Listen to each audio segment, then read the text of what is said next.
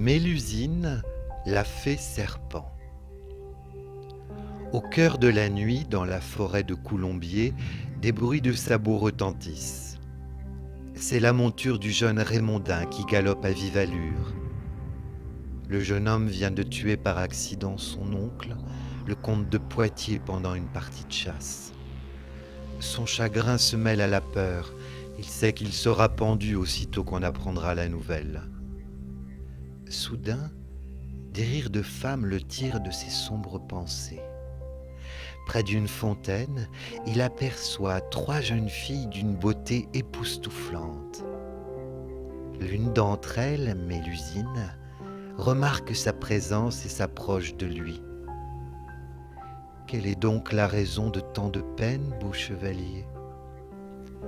Mélusine écoute attentivement l'histoire de Raymondin. Elle comprend que ce jeune homme pourrait bien être celui qui la délivrera de sa terrible malédiction. Mélusine est condamnée à vivre éternellement en voyant chaque samedi ses jambes se transformer en une monstrueuse queue de serpent. Une punition infligée par sa mère, alors que la jeune fille, pour la défendre, avait emprisonné son père dans les rochers d'une montagne.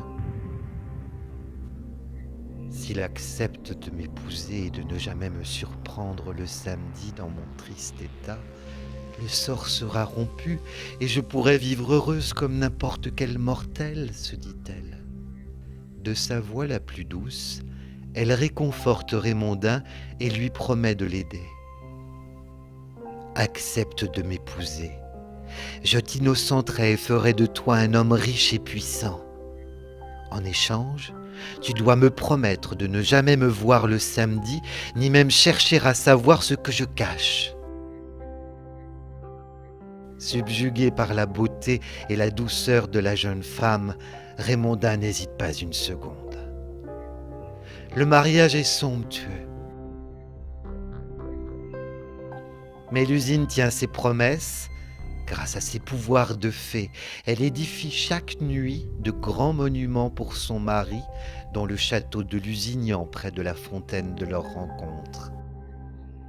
Mélusine donne naissance à 10 fils.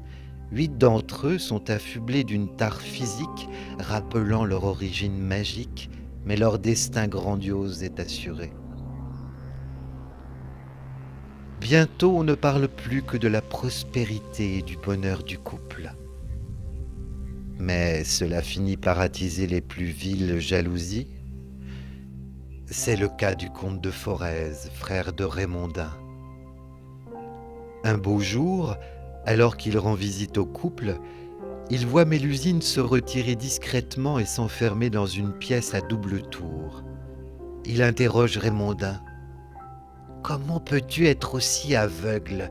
Une épouse qui se cache est une épouse qui trahit. Ne vois-tu pas qu'elle rejoint un autre homme tous les samedis ?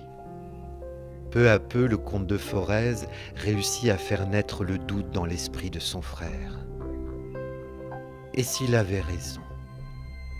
Si toute cette richesse promise n'était que de la poudre aux yeux pour dissimuler sa trahison.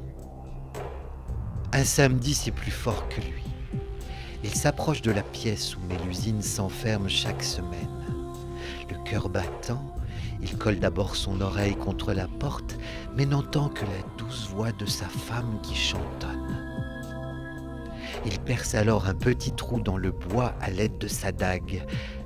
Après une grande inspiration, il ose y jeter un œil. Seigneur, quelle horreur! Ma femme est une serpente! Au même instant, Mélusine aperçoit le trou dans la porte.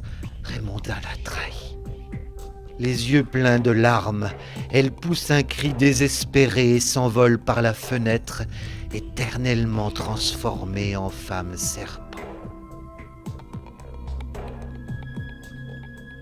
Depuis ce jour, on raconte qu'elle survole la région et pousse un cri de lamentation chaque fois que ses biens changent de propriétaire ou qu'un membre de sa lignée est proche de la mort.